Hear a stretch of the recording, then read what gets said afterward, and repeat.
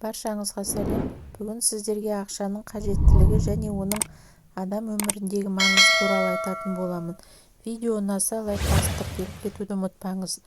Ақша адамзаттың ойлап тапқан керемет өнертапқыштығының бір куәсі деуге болады. Біздің заманымызда ақша көптеген адамдар үшін өмірдің негізгі мәні болып отыр. Адамдар ақшалай табыс табу үшін өзінің барлық уақытын сарп етуге дайын. Ақшаның сиқыры адамдарды арбап алады. Кейбіреулер ақша үшін терлеп-тепшіп еңбек етсе, енді біреулер оны қолға түсірудің, көбейтудің түрлі амалдарын іздестірумен болады. Ақша тек қана одан құтылып қана пайдалануға болатын бірден-бір тауар.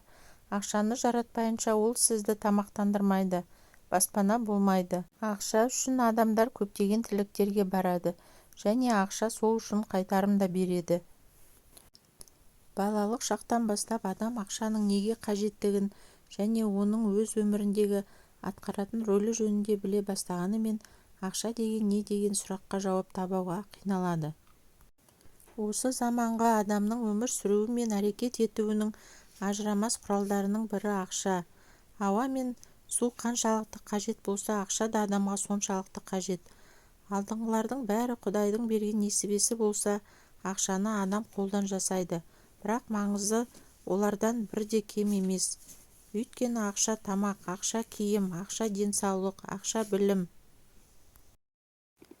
Бәрін ақша шешеді деп айғайлайтын да замандастарымыз бар. Алайда бұл философияның ұшқырлығын дәлелдеудің қажеті жоқ шығар.